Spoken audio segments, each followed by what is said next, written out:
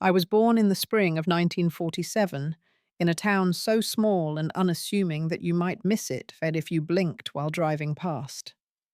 Oakwood, Kentucky was the kind of place where everyone knew not only your name, but the names of your grandparents and the dog you once owned. Its narrow streets were paved with cobblestones that clicked under the wheels of a Model T, and the afternoon light filtered through ancient oaks, painting lace-like shadows across weathered front porches. In that decade after the war, Oakwood was both a refuge and a cage, safe from the chaos of the outside world, but also a place where the boundaries of your life were drawn nearly before you took your first breath. My father, Anthony Miller, was a stonemason whose broad shoulders and calloused hands spoke of years spent hauling mortar-lifting stones, building the solid homes that would outlast him. He wore his work like a badge of honor, and the townspeople respected him for it. But respect in Oakwood was a double-edged sword. For every nod of approval my father received, there was a whispered warning in the schoolyard. Keep your daughters in line. And my mother Elizabeth worked in the back room of her own modest shop as a seamstress, coaxing silk and wool into dresses that caught the light just so. In her careful stitches, you could see her pride she'd spent a lifetime perfecting her craft. Yet her kindness was cloaked in the same strict codes that governed every woman in Oakwood. Be polite. Be quiet. Keep your dreams to yourself. Girls in Oakwood were expected to develop practical skills, embroidery, cooking, managing a household, and not much else. College was a luxury, and careers outside teaching or nursing were whispered fantasies.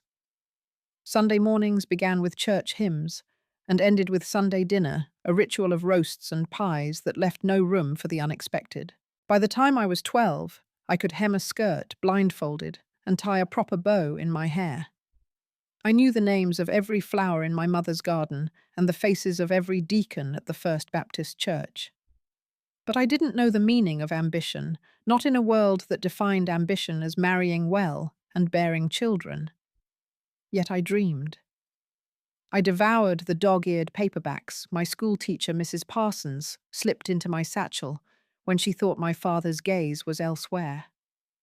They were novels of distant cities, Paris with its cafes and cobblestone streets, New York with its skyscrapers that scraped the sky, and Rome where ruins whispered stories of empires long gone. When I read about young women who studied art or medicine or journalism, something in me whispered that maybe my own life could be more than church picnics and stitching lace. But those whispers had to be silent, buried under layers of good girl behavior and furtive glances at the pages I shouldn't be reading. In the summers, the town held festivals to pass the warm evenings away. There was the 4th of July parade, with floats bedecked in red, white, and blue, and the Harvest Festival in September, when we ate fresh-pressed apple cider and danced to the fiddler's tune under strings of lanterns. I stood at my mother's booth one year passing out slices of cherry pie when I first felt the thrill of something larger than myself. A young photographer from Washington, D.C., had arrived to help Mr. Gerald, the town's aging photographer, lug his bulky camera equipment up and down stairs.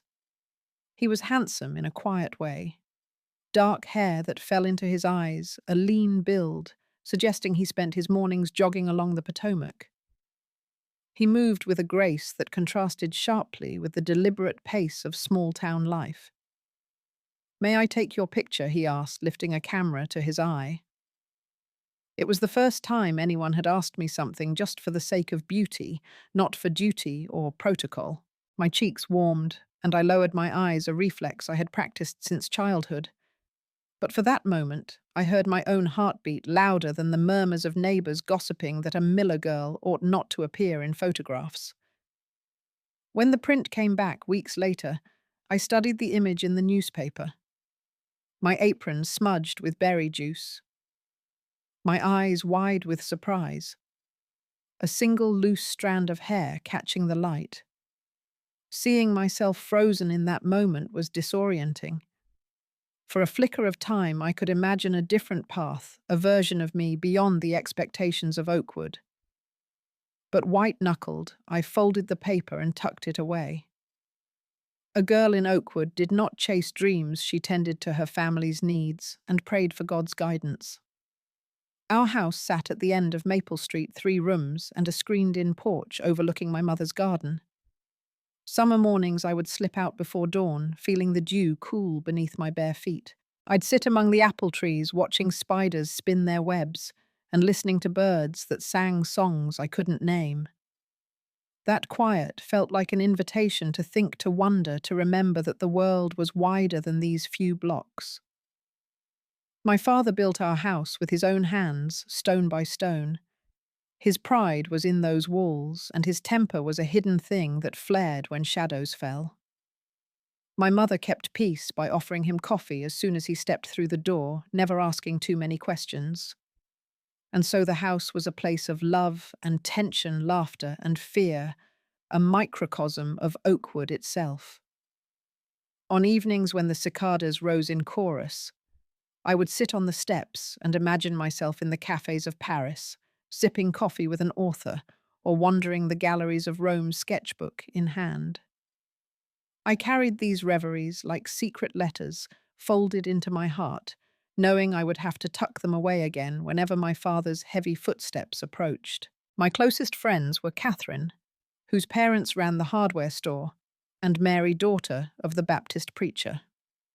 We passed notes in Sunday school scrawled in pencil, dreaming of far-off places. But our dreams were cautious, muffled by the fear of disappointing our families. None of us spoke of college. It was as if even voicing that word might shatter the carefully polished veneer of respectability. In Oakwood, the most dangerous thing a girl could do was stand out. Beauty, if noticed, invited commentary. Intelligence, if displayed, invited jeers. A girl's power lay in her silence, in her ability to fade into the background. And yet that silence was heavy, an unspoken sorrow that made my heart ache. I was grateful for my family's love for the predictable rhythms of small-town life, but gratefulness came with its own ache, like gratitude for being safe when what you really craved was freedom. Seasons turned. The apples ripened and dropped. The first snow fell, muffling every sound in a white hush. I learned when to sow, when to pray, when to speak, and when to be silent. And always underneath those lessons, I carried the unnameable longing for a life that might have no boundaries, where a girl could choose her own path without asking permission. By the time I was 17, I could recite the names of every mason's tool and every stitch in a bridal gown. I could lead the Sunday choir's soprano line and bake a peach pie that my neighbors said was the best in Shelby County. I was, by all accounts, a perfect daughter of Oakwood. And in each compliment, I heard a silent question: when will you settle down? When will you stop wishing for more? I did not have an answer, only a resolve to keep wishing. Even if I had to do it in the quiet moments before dawn, with dew on my bare feet and the sky still grey. Because within that longing was a seed of hope, and even the smallest seed can push through the hardest ground. The morning I first saw John Miller, he was leaning over Mr. Gerald's tripod, adjusting the lens with long, sure fingers. I had heard he was from Washington, D.C., but I'd never met a soul who had actually lived anywhere but Oakwood. He wore simple khaki trousers and a white shirt rolled at the sleeves, his dark hair falling forward as he studied the camera. When he looked up, our eyes met, his dark, curious, mine wide, startled. "May I be?"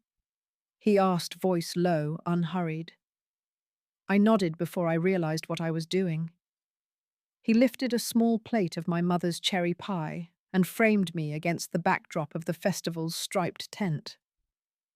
I felt a flush creep up my neck, but I didn't turn away. The click of the shutter was like a drumbeat in my chest. "Thank you," I said, when he handed me the print a few weeks later. He carried it from his assistant's darkroom, a pale envelope stamped with the Lexington postmark. I unfolded it gently as though it might tear. There I was in my pale blue apron, my hair caught in a stray breeze, my cheeks flushed. But it was my eyes, wide and bright, that struck me. They looked back at me as if seeing something new. At that moment, I understood what he'd seen 1,000 secret hopes I'd never dared to name. After that, John began to appear everywhere. He'd be leaning against the church's white wooden fence on Sunday camera, resting on his knee, or strolling through the market with his notebook tucked under his arm. Each time I saw him, my heart would stutter, and I'd feel both thrilled and terribly exposed. Our first real conversation happened at Mrs. Cleary's bake sale. I was spooning batter into paper cups when I felt a presence beside me. He was watching the way the batter caught the light. "You have a gift," he said softly. "Not just for baking, but for capturing moments." I laughed, thinking he was teasing, but he wasn't. He spoke of composition and light, his words making me see these simple tasks anew.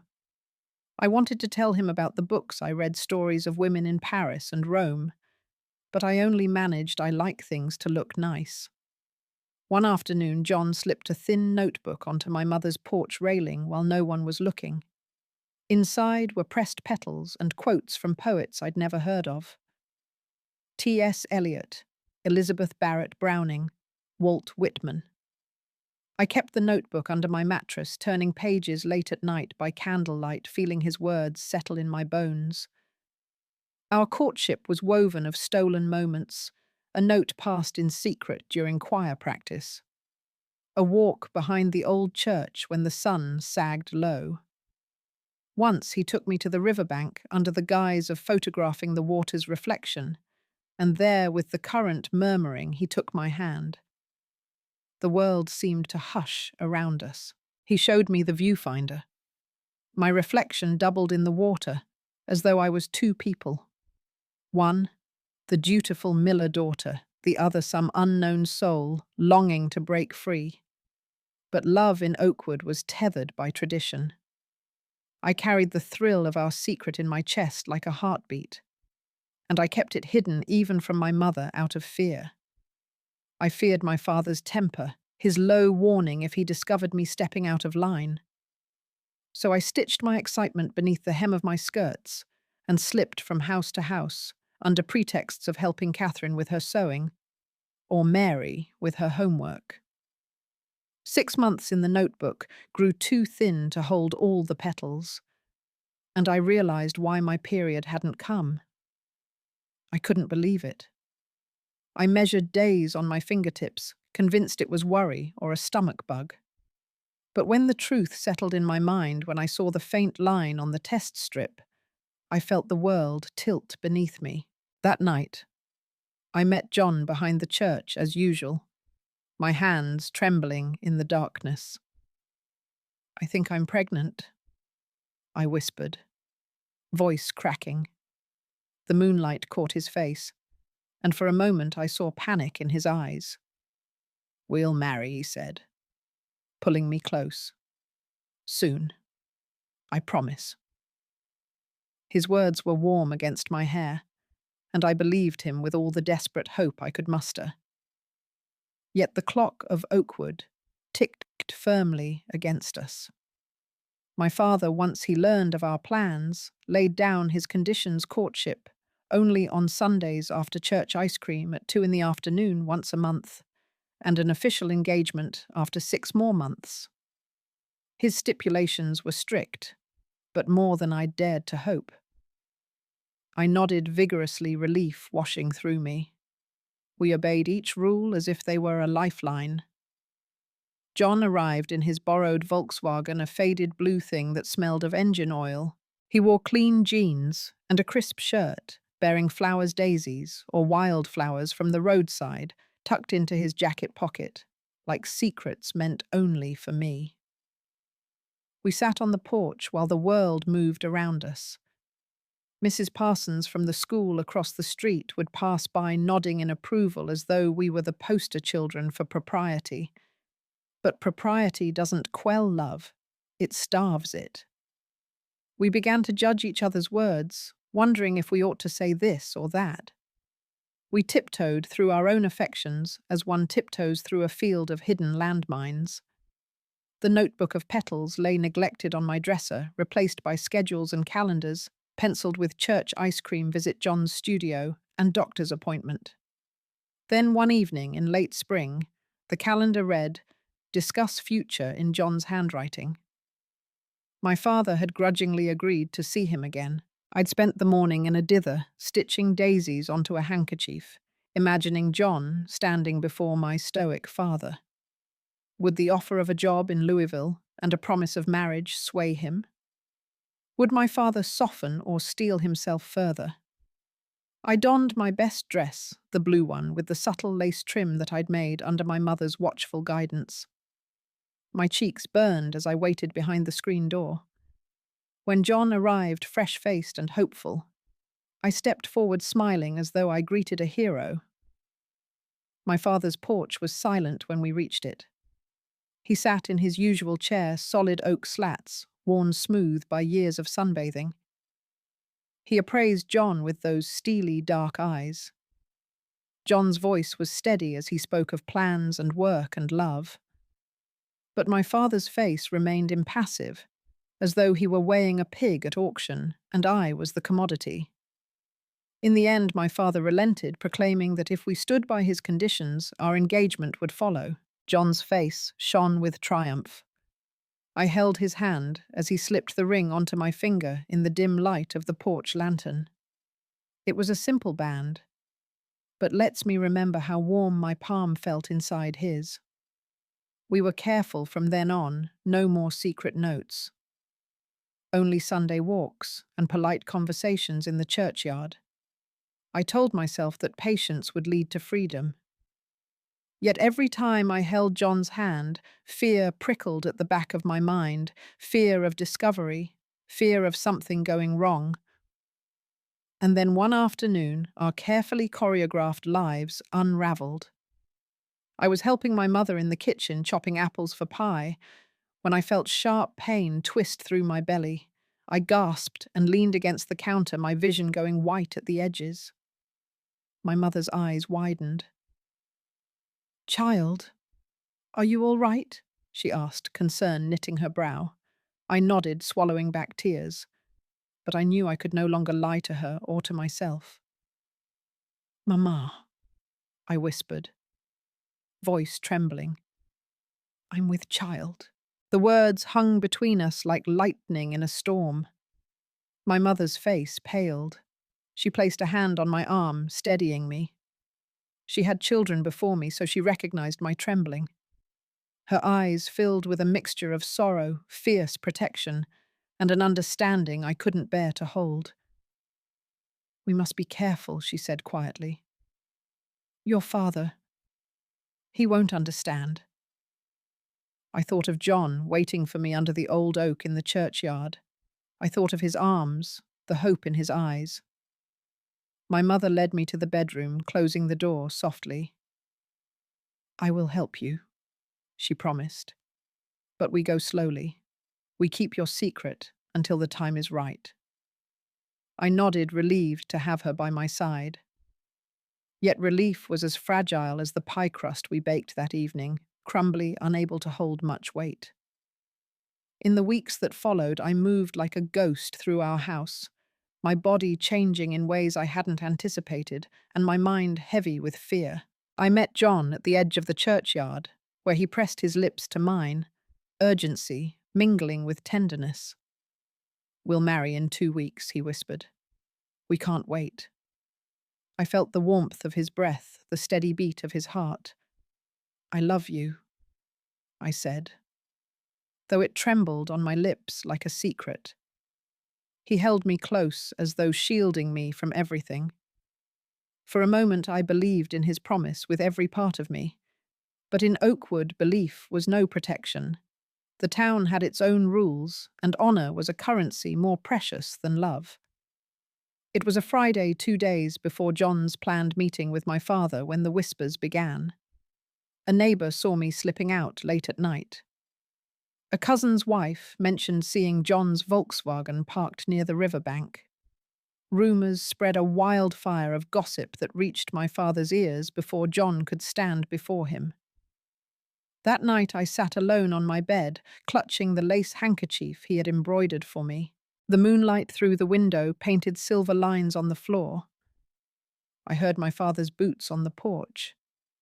My heart seized in my chest. I pressed my back against the door, waiting. When the door swung open, it wasn't my father's deep voice. I heard it was chaos. Raised voices, the sound of wood splintering.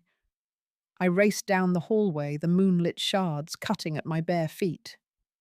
At the studio, a small crowd had gathered. I pushed through to the glass door and froze. John lay on the floor, motionless. The crimson stain on his shirt bloomed across the faded carpet. My father stood over him, shotgun trembling in his hands. The world spun, and I screamed a sound so raw it tore through the hush of night. I ran to John's side, falling beside him, tears steaming my vision. His eyes opened glazed and saw me. For a heartbeat, I thought he would speak. Instead, he took a slow, trembling breath and let it out. And then he was gone. The night swallowed my scream, and the next moment I was rushing forward, grabbing my father's arm. "What have you done?" I cried. "You killed him." He looked at me, his face slack. The shotgun dropped from his hand with a dull thud. I saw the horror flicker in his eyes too late. John's blood was dark beneath my fingers, and I felt the world crack open, the thousand secret hopes spilling out into darkness. I don't remember how I got home. I don't remember when they found me kneeling in the kitchen, my dress soaked, my hands stained.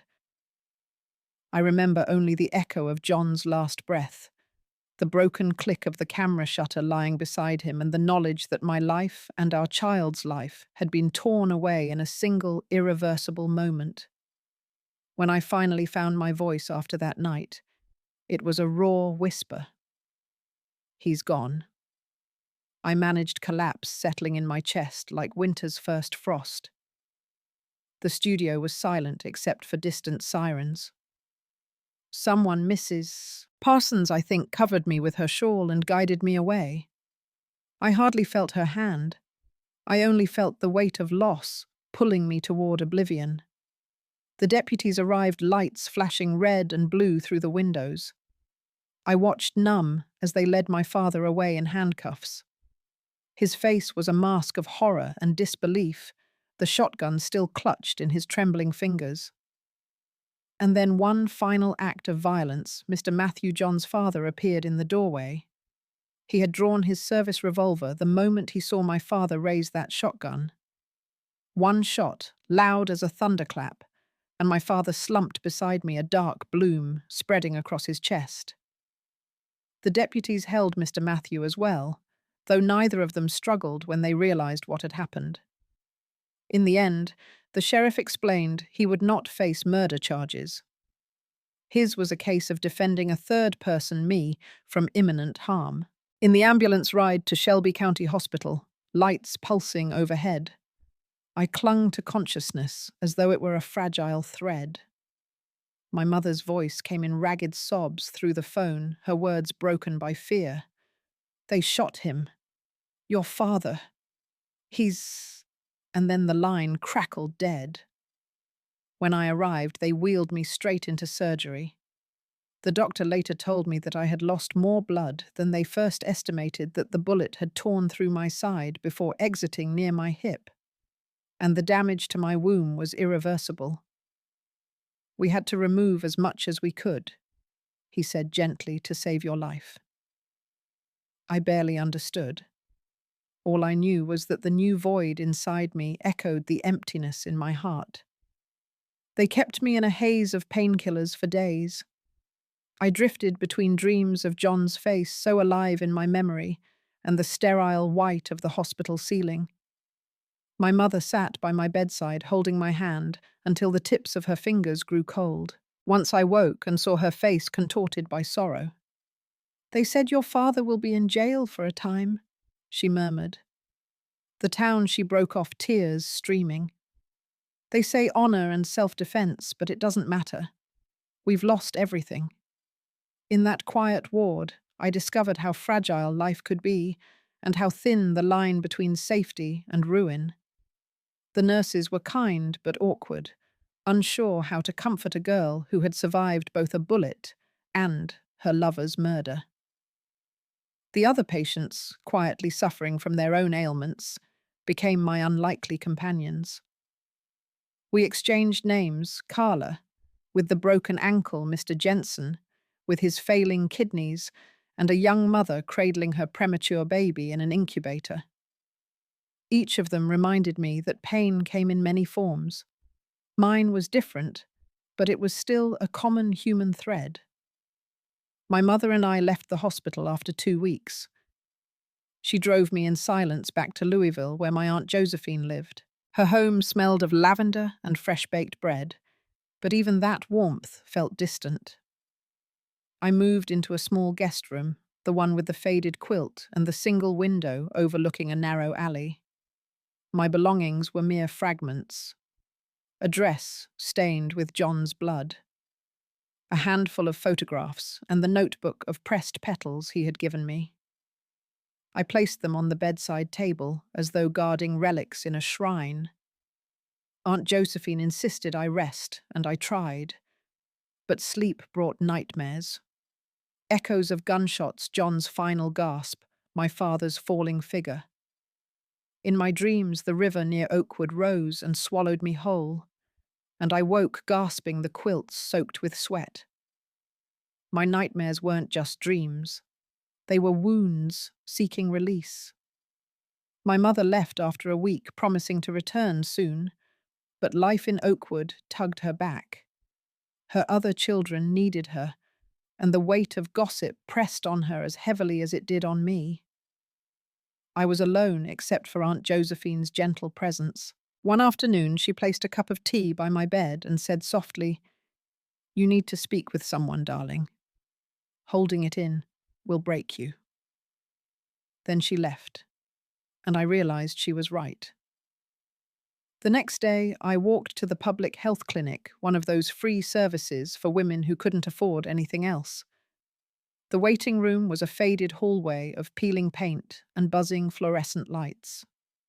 I sat among mothers with crying babies, elderly veterans, and a young man with a cast on his arm. A nurse called my name, and I followed her through a swinging door into a tiny office. Dr. Elaine Carter introduced herself with a warm smile that didn't quite mask her concern. She listened as I stumbled through the facts: broken ribs, bullet wound surgery, loss of my baby. Then I paused, swallowing hard. I think I'm broken," I confessed. "Not just my body." She nodded, inviting me to lie back on the examination table. She placed her hand on mine. "Trauma isn't just physical," she said. "It lives in your mind and heart.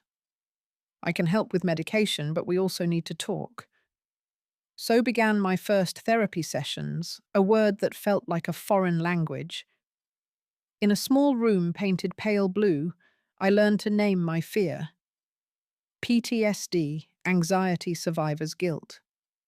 I sat across from Dr. Carter, her notebook open, while I described the moment I realized John was gone. How the world had tilted. How I had tried to outrun the scream in my mind. I cried more than I had in years, and surprisingly relief followed. I wasn't insane, just wounded, and wounds could heal if given the chance. I joined a support group for survivors of violence. We met every Tuesday in a church basement with folding chairs set in a circle. There was Clara, who'd survived a home invasion, Marcus, shot during a robbery, and Lydia, who had escaped an abusive partner. We shared stories, each of us holding our pain like precious cargo.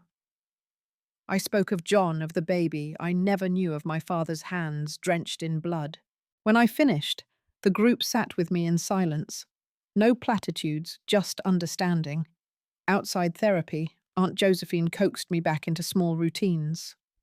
One morning, she brought her sewing kit and said, "Let's mend some quilts." We sat by the window, the hum of her sewing machine, a gentle counterpoint to my ragged breath. As I guided the needle through fabric, I felt something tighten in my chest and then loosen.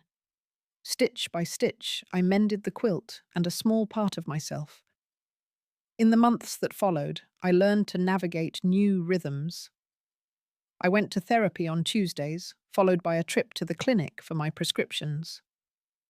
On Thursdays, Aunt Josephine and I would ride the bus downtown to the library, where I began reading about survivors of trauma, stories of resilience of artists, writers and satyrs, and activists who had rebuilt their lives from ruin. I read about Maya Angelou, who after surviving violence rose to become a voice for a nation. I read about women in war zones, about people who had lost everything, yet found purpose in helping others. Work was slow to come. I mended clothes for neighbours, hemmed trousers, patched dresses, and Aunt Josephine helped me advertise my services. Each completed stitch reminded me I could make order where there had been chaos. As I delivered a repaired coat to Mrs. Barnett, she clasped my hands and said, "You have a gift for bringing things back to life." I realized she meant more than the coat. She meant me.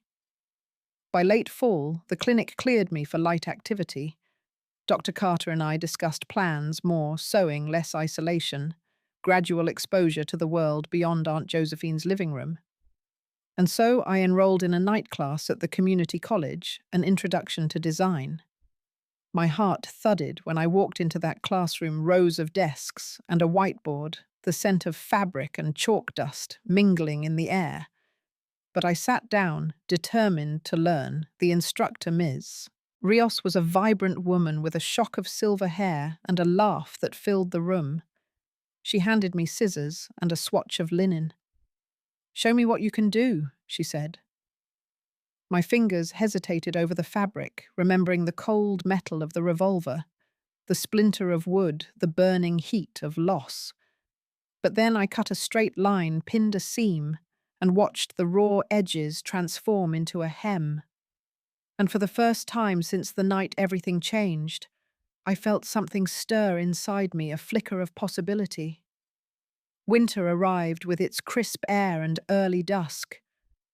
I walked home from class under streetlights, the wind catching my shawl.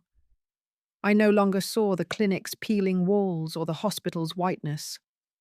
I saw the town as a tapestry of stories, my own woven among them. The scars, physical and emotional, remained. Some days the pain surged as fierce as the first tumble from the studio floor, but other days I felt alive.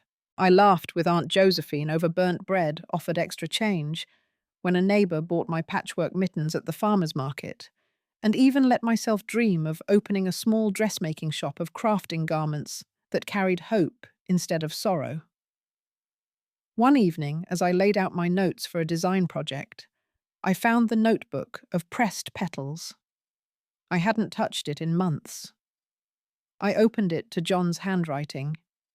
In petals we see that beauty survives. Tears gathered, but they were different tears. An acknowledgement not of defeat, but of survival. I placed the notebook beside my sketches, and the next morning I began stitching a rose motif into a simple linen dress, each petal a testament to the journey from tragedy toward healing.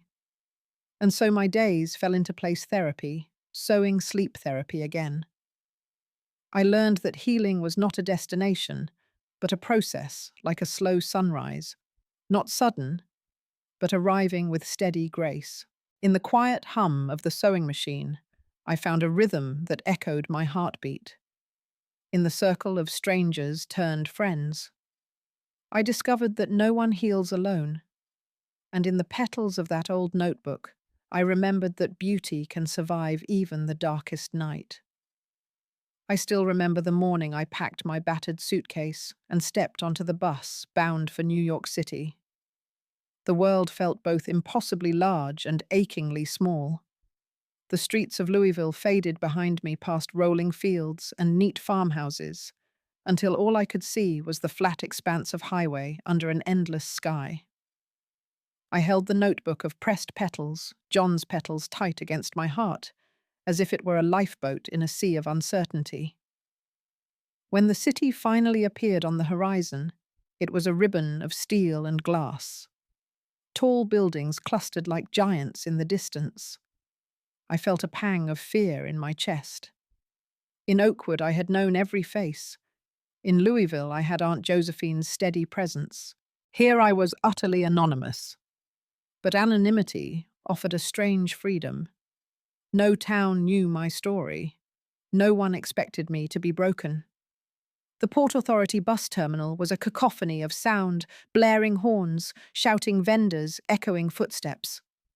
I clutched my suitcase and followed the crowd, a small fish in an enormous pond. A taxi honked at me. I shook my head. I had Aunt Josephine's cousin Zoe's address scribbled on a scrap of paper. Throg's Neck, it said in block letters. I found the bus that would take me across the river to the Bronx, and when I finally disembarked in the dim light of late afternoon, I stood in front of a row of brick apartment buildings, my heart hammering like a drum. Zoe Goodwin lived on the third floor of a narrow tenement.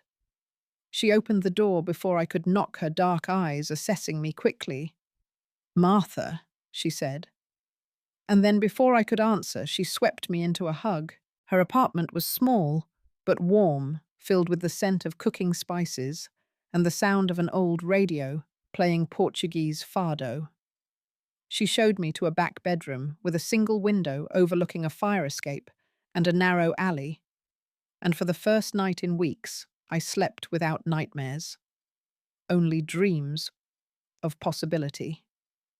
Zoe worked long hours at a dentist's office, but she insisted on leaving supper for me. "You need strength," she said. "You will find your footing here." The next day, she gave me a gift, a folded paper with the name and address of a bakery near the train station. "They always need help at dawn," she explained. "It won't pay much, but it's a start." I looked at her uncertainly, but she shook her head. "Go," she said. "It's better than staying here worrying." At 4:30 a.m., I stood in the bakery's fluorescent light, wiping my palms on my apron. The owner, Mr. Correa, was a kindly Portuguese man with a thick accent and a gentle manner. He showed me how to load trays with dough, how to slide them into the hot ovens, and how to wrap fresh rolls for the afternoon rush. My body remembered the rhythm of work, knead, shape, bake, repeat. The scent of yeast and sugar and coffee grounds wove through the air, and for a few hours, my thoughts quieted as I focused on each loaf. Every morning, exhausted but focused, I would return to Zoe's apartment, slipping through the door just as she left for her shift. I learned which bus to catch, which street to cross, and how to nod politely at neighbors without speaking. I discovered that in a city of millions, one could fade into the crowd, a small comfort after years of unwanted attention. But even as I worked, the old pain lingered. My body still ached from the surgeries and the endometriosis, and some nights I would lie awake, clutching my side. The bakery paid enough for a meagre room in the back, a narrow space behind the ovens that smelled of flour and spilled milk. I laid my quilts on the cot and read John's Petals by the single bulb overhead, tracing his words, "Beauty survives." I clung to that as a promise. On weekends, Zoe took me out into the city. She showed me Grand Concourse lined with Art Deco buildings, the Bronx Zoo, where I watched monkeys swing, and the Botanical Garden, where magnolias bloomed in the spring. She spoke of the city's rhythms, how it never slept, how opportunities lurked in every block. "You have your mother's skill," she told me, "and John's vision. Don't let this place swallow you." I nodded, but inside I felt like a sapling trying to grow through concrete. One afternoon, while distributing freshly baked baguettes at a small farmer's market, I met Mrs. Margaret.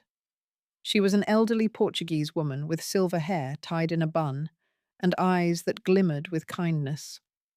She stopped before my table, examining the breads as though they were jewels. "You have a gentle touch," she said, smiling. "May I try?" She made a small purchase and lingered, chatting about recipes from her homeland. There was a familiarity in her voice that drew me in, and I found myself telling her in halting sentences about Oakwood, about John, about Louisville. "That child," she said, "you cannot carry sorrow alone." She invited me to dinner that evening, explaining that she lived nearby and had too much soup to eat by herself. Over bowls of caldo verde and fresh bread, she listened without pity. She spoke of her daughter in Lisbon, who had married and moved away. She showed me photographs of vineyards and church festivals. When I left, she pressed a small leather-bound volume of Elizabeth Barrett Browning's poetry into my hands. "Keep reading," she said. "Your heart needs words." In the weeks that followed, Mrs. Margaret became my anchor. She invited me to her apartment every Wednesday for tea and stories. We toasted with sweet port wine and read poetry by candlelight. She taught me how to fold napkins into intricate shapes and introduced me to a local sewing circle that met on Saturdays. "You will stitch again," she declared with certainty. "Your hands remember more than your heart does." I hesitated at first, the memory of the sewing machine at Catherine's studio still fresh in my mind. But one Saturday morning, I climbed the stairs to the community centre basement where the sewing circle gathered. The women were of all ages and backgrounds, immigrants from Italy, Puerto Rico, and China, each with her own story and skill. They welcomed me as though I were family, showing me how to patch jackets, embroider handkerchiefs, and repair quilting frames. By the end of the morning, I had mended a child's coat and embroidered a simple floral motif on a tablecloth. When I held the finished piece up, a sense of pride swelled in my chest. Encouraged by Mrs. Margaret and the sewing circle, I began to dream again. I enrolled in a night course at a local vocational school. Introduction to Fashion Design. The classroom was filled with mannequins, fabric swatches, and roll after roll of pattern paper. I learned about silhouette's color theory and the history of couture from Chanel's little black dress to Dior's new look. My classmates were a mix of teenagers and adults, each drawn by the promise of creating something beautiful. Our instructor, Ms. Rios, assigned a final project: design a garment that tells a story. I stayed up late sketching, my pencil dancing across the page as I traced petals remembered from my notebook. I envisioned a dress with a bodice of linen petals, each one hand-stitched to symbolize survival. When presentation night arrived, I stood beside my work, trembling as the other students admired my sketches. "It's more than a dress," one of them said softly. "It's a journey." And for the first time, I believed it. As winter thawed into spring, life settled into a new rhythm. I spent mornings at the bakery, afternoons in the sewing circle, and evenings in class or reading poetry with Mrs. Margaret. Zoe helped me find a small walk-up apartment in Throgs Neck, a single room with a kitchenette and a view of the East River. It wasn't much, but it was mine. I painted the walls a soft blue, the colour of my grandmother's china, and hung John's petals framed above the bed. Each morning I woke to their faded hues, a reminder that even the most delicate things could endure. I began taking small orders, hemming skirts for neighbours, creating embroidered napkins for a local cafe, repairing upholstery for a church committee. Word spread slowly, but soon I had enough work to justify renting a tiny storefront in a nearby strip of shops. It was no couture house, but it was a start, a place where I could lay out fabric and pins and let my hands do the talking. In the early days, I questioned every decision. Was I brave or reckless? But then a young bride arrived, clutching a vintage lace veil that needed repair. She told me it had been her grandmother's, passed down through generations. Please, she said, allow me to wear it. As I carefully stitched the delicate lace back together, I felt the weight of history in my fingers. When she returned, tears glistened in her eyes. Thank you, she whispered. You've given me my inheritance. In that moment, I understood my purpose to mend what was broken, to honor what was lost, and to help others carry their stories forward. Seasons turned, the city's skyline changed with new towers, the subway cars grew slick with graffiti and song, and I found myself a small part of its pulse. I kept in touch with Aunt Josephine and my siblings' letters and rare phone calls that grew steadier as I built my life here. Mrs. Margaret's health declined, but she beamed when I invited her to the shop's opening. She clutched my hands, her eyes bright. You've blossomed, she said, just like the petals. When she passed away, I placed a bouquet of white roses beneath her portrait in the store window. I said a prayer for her, for John, for the son I never held. And as I tucked the roses into a vase, I felt an ache that had softened into a memory. I had learned that grief never fully leaves you, but it shifts shape, becoming part of who you are, rather than something that defines you. In the quiet hum of my shop, among ribbons and pins and bolts of fabric, I discovered that I was neither the girl who fled Oakwood, nor the broken woman who survived. I was someone new, shaped by loss, yes, but also by the kindness of strangers who became friends and mentors. I had stitched my life back together, one seam at a time, with threads of courage, resilience, and hope. And as I welcome each customer guiding their hands to the perfect colour or stitch I carry with me, John's petals and Mrs. Margaret's poems, I carry the memory of that first photograph, a simple snapshot that reminded me of who I could be. In every final fitting, in every repaired seam, I see beauty, not just in the fabric, but in the human story it represents. Because in this city of millions, we all carry our scars and our dreams, and sometimes all it takes is a gentle touch to mend both. When I finally closed the little shop in Throg's Neck and decided it was time to come home, I felt the city's pulse still throbbing in my veins. 30 years had passed since I first stepped onto that bus out of Louisville, and New York had become as familiar to me as Oakwood's cobblestones once were. But age has a way of magnifying memory's pull. I longed for the quiet of Kentucky hills, for the faces of my siblings, and for the sense of belonging that had been lost so long ago. I arrived in Lexington on a crisp autumn morning. The trees along Versailles Road were aflame in gold and crimson, and the air smelled of damp earth and falling leaves. I carried only 2 suitcases, one for clothes, one for papers, photographs, and the notebooks of petals and poems that had guarded my story. My hands trembled as I watched the familiar bluegrass landscape unfold, streaked with rolling fields and ancient barns.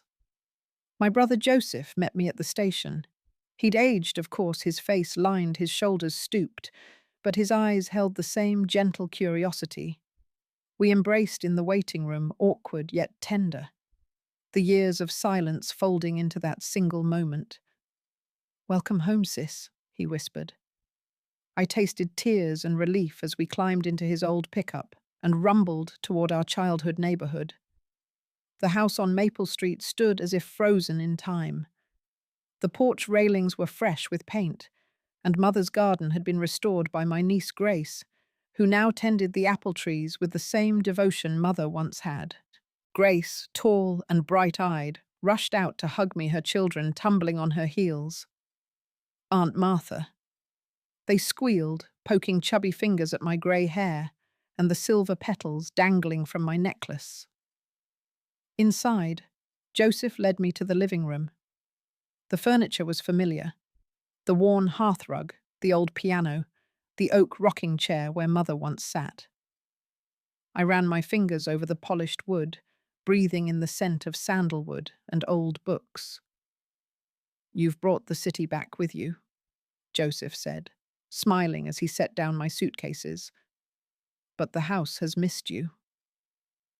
That evening, we gathered around the table Joseph had refinished himself. Tony, my younger brother, took the head of the table, his booming laugh filling the room. Grace served Josh and Lily, her children, the first slices of pumpkin pie. We ate slowly, trading stories of Louisville and New York, of Aunt Josephine's final days, and of Mrs. Margaret's sewing circle that had given me new purpose.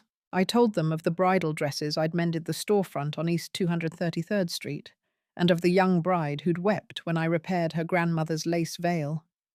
When we were done, Tony reached under the table and produced a small wooden box. Inside lay a collection of yellowed letters, Mother's final letters, unsent, written in the months before she died. My breath caught as I lifted the topmost envelope, her familiar handwriting dancing across the paper. Joseph and Tony exchanged glances. "We thought you might want these," Joseph said. "You never replied to her last letter." I pressed the box to my chest, tears blurring the words. That night I slept in the guest room once my own, where the quilt I'd mended with Aunt Josephine lay folded at the foot of the bed. I opened Mother's letters and found lines of apologies and hope. Her request that I come back even just for a visit. Her promise that nothing could change a mother's love. I realized with a stab of regret that I'd buried those words under years of distance and pride. The next morning, I dressed in the pale blue dress I'd made for my own shop's ribbon-cutting ceremony and joined Joseph for breakfast on the porch. He handed me a steaming mug of coffee. "I'm glad you're here," he said. "We've all missed you." I nodded, the weight of Mother's letters in my coat pocket. "I've missed home," I whispered. After breakfast, we walked the mile to Oakwood. The town had changed, new roads, modern storefronts, but the heart of it remained the white steeple of First Baptist, the cobblestone square, the old church at the edge of town. We stopped at the cemetery first. Joseph led me to a tucked-away corner where a simple headstone stood under an ancient oak. It read, "John Miller, 1943 to 1966. Beloved Son, eternal in our hearts." I knelt and placed a single white rose at its base, my breath catching in my chest. Around me, the wind whispered through the leaves. I pressed my hand to the cool stone. "I'm sorry," I said, voice barely more than a breath. "I've carried your petals for 50 years. I carry you still." Joseph stood beside me, silent. His presence a gentle anchor. From there we walked the familiar dirt road toward my parents' old house. I paused at the store where I had first met John, now repainted and repurposed as a cafe. I ran my fingers along the window frame, tracing memories of that dreadful night. Pain emerged sharp and vivid, but without its old power. I had survived, stitched my life back together, and learned that scars could be honored rather than hidden. Inside the house on Maple Street, I placed Mother's letters on the mantel and lit a candle. I opened the first envelope and read aloud her words of love and regret. My siblings gathered around, listening as our mother spoke to us across decades.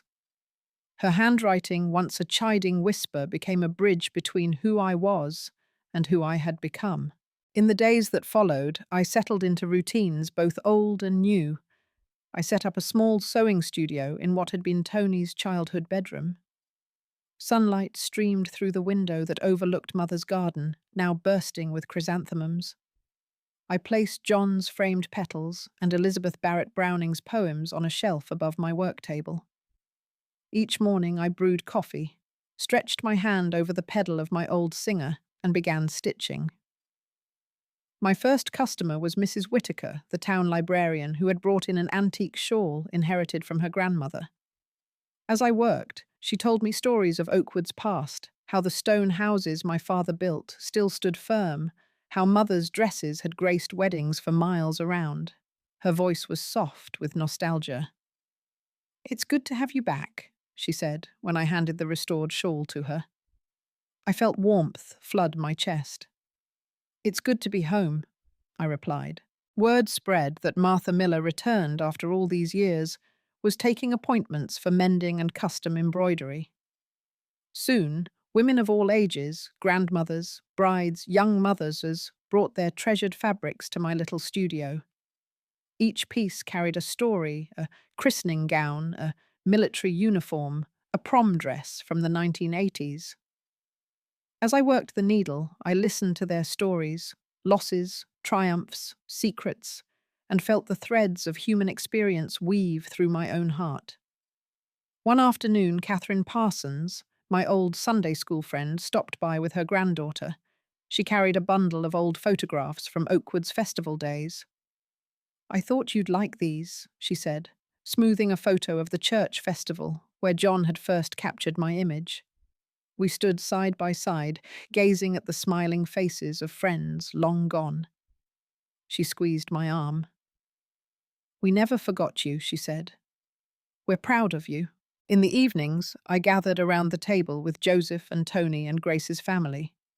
We shared meals, roast chicken, mashed potatoes, green beans from the garden, and laughter echoed through the rooms. My heart felt full in a way it hadn't for decades. The old ache remained, but it had softened into a tender echo rather than a roar. On Sunday mornings, I returned to First Baptist Church. I sat in the pew near the back, where no one would recognize me at first glance. The choir sang hymns I had sung as a child. The preacher spoke of grace and redemption. I folded my hands in my lap and let the words wash over me, tears slipping down my cheeks. In that sanctuary, I felt the presence of all who had shaped my journey. Mother Aunt Josephine, Mrs. Margaret John, and the son I never held.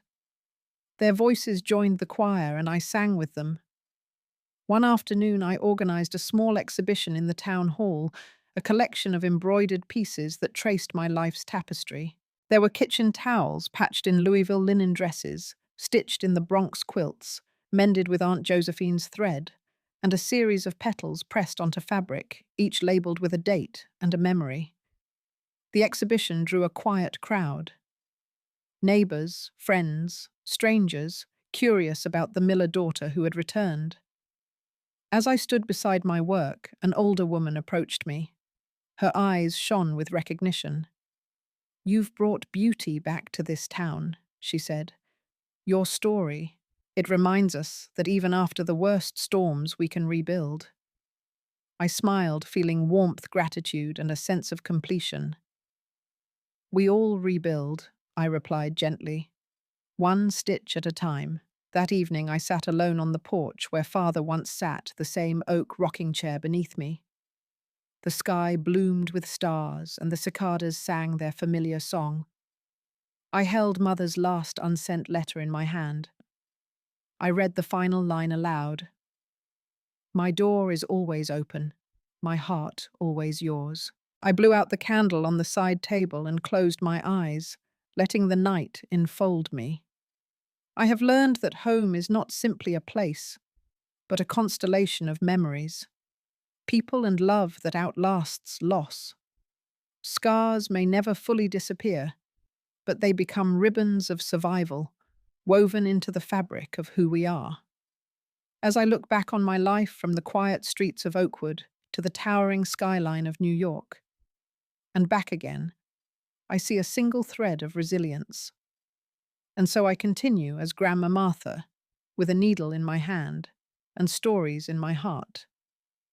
I stitch fabric, and friendship mend tears and memories, and remind those who enter my little studio that beauty endures, hope survives, and love, despite everything, remains our deepest legacy.